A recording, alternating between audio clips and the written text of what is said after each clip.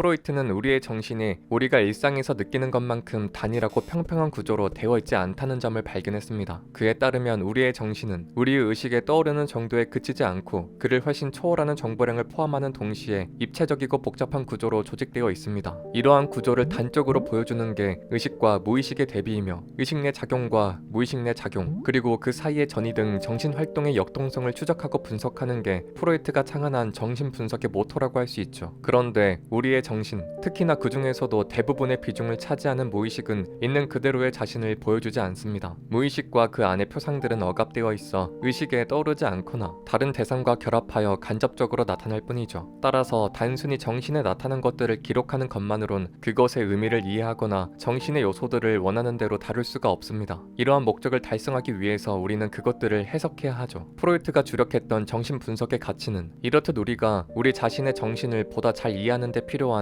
지식과 통찰, 해석을 제공하는 데 있습니다. 그런데 우리가 이렇게 우리의 정신을 오도하고 직접적으로 파악하지 못하도록 하는 근본적인 요소가 바로 억압인데요. 프로이트는 이러한 억압의 중요성을 일찌감치 깨닫고 그 과정을 상세하게 분석하고자 했습니다.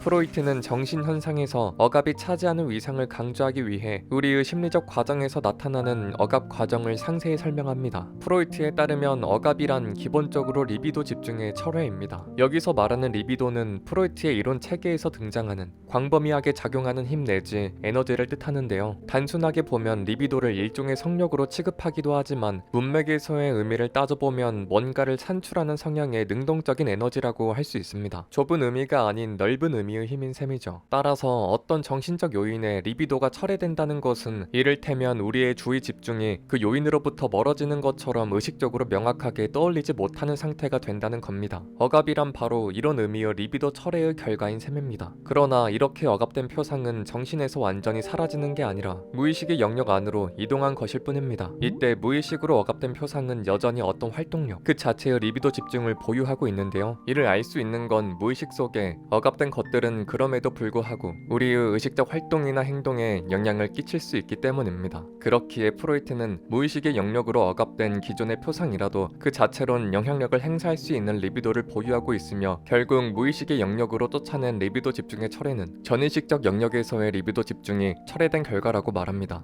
즉, 무의식적인 리비도 집중은 여전히 보존된 상태인 거죠. 이런 생각은 무의식 조직에서 다른 조직으로의 전이가 그 조직에서의 새로운 기록으로 말미암아 일어나는 게 아니라 표상의 기능적 상태의 변화, 바꿔 말해 리비도 집중의 변화에 의해 영향을 받는다는 가정에 기초합니다. 즉, 표상의 본질적 요인이 변화해 정신 조직 사이의 전이가 발생하는 게 아니라 그 표상을 조명하는 리비도 집중의 변화에 따라 전이가 발생한다는 겁니다. 그러나 이러한 가정에 기반한 설명만으로는 억압의 또 다른 특징을 파악할 수 없다고 프로이트는 말합니다. 예컨대 이런 리비도의 철회 과정만으로 억압을 설명한다면 억압된 표상에 무의식적으로 리비도가 보존된다고 할 때 왜 그 표상이 계속해서 전의식으로의 재진입 시도를 반복하지 않는지 불분명하다는 건데요. 따라서 프로이트는 이를 설명하기 위해 다른 과정을 도입합니다. 이 과정이란 바로 리비도 반대 집중입니다. 리비도 반대 집중은 제1차 억압의 영속적인 에너지 소모를 의미하며 또한 그 1차 억압의 영속성을 보장해주는 과정입니다. 여기서 제1차 억압이란 무의식적 표상을 대상으로 하는 억압이며 전의식적 리비도 철회를 추가하는 과정은 후 압박으로 분류됩니다. 리비도 반대 집중은 전의식 조직의 입장에서 무의식적 표상의 압박으로부터 스스로 보호하는 수단인 셈이죠. 이렇듯 정신적 현상을 리비도의 작용과 대립, 소모 등으로 설명한다는 점에서 프로이트는 상기한 관점을 일종의 경제적 관점이라고 명명합니다. 이 경제적 관점이 뜻하는 바는 정신에 가해지는 자극의 양이 어떻게 변화되는가를 추적하고 그 양의 규모를 적어도 상대적으로나마 평가하려는 노력을 뜻하는데요. 프로이트는 이런 경제적 관점을 포함해 앞선 영상에서 살펴본 정신의 지형학적 관점, 그리고 정신 조직 사이의 리비도 활동과 전이의 역학을 설명하는 정신의 동역학적 관점의 세 관점으로 어떤 정신 과정을 설명할 수 있을 때 이러한 설명을 초심리학적 서술이라고 부르자 제안합니다. 요컨대 프로이트가 추구하는 정신 활동에 관한 분석은 초심리학적 서술의 형식으로 그 활동을 표현하는 것이며 이 초심리학적 서술은 해당 정신 활동을 동역학적, 지형학적, 그리고 경제학적으로 묘사하는 것을 뜻합니다.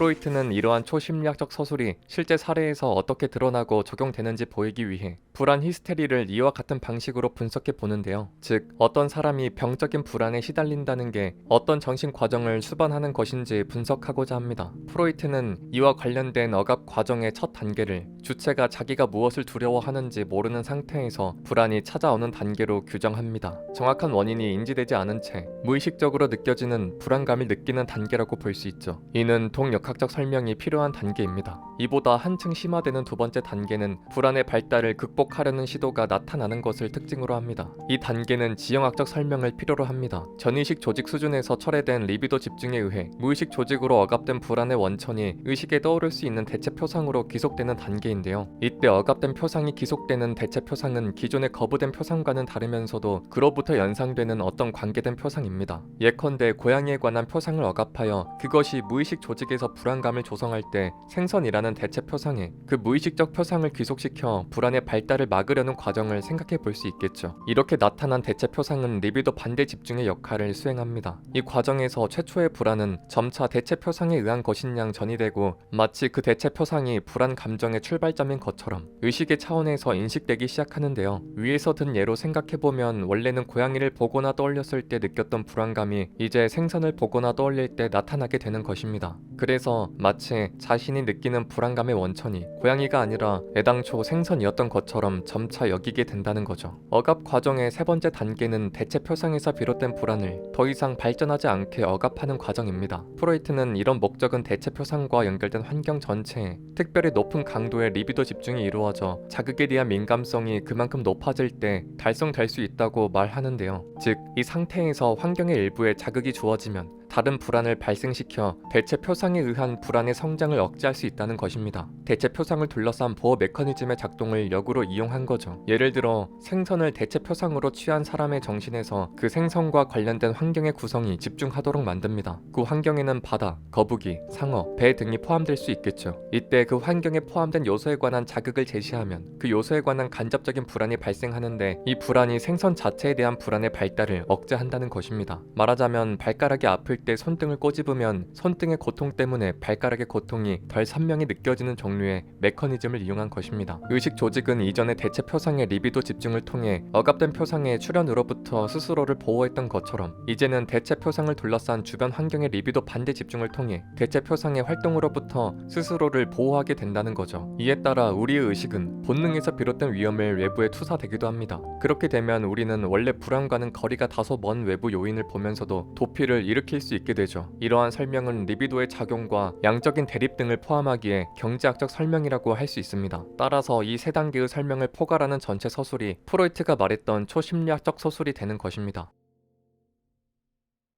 여러분의 구독과 좋아요가 채널에 큰 힘이 됩니다. 시청해주셔서 감사합니다.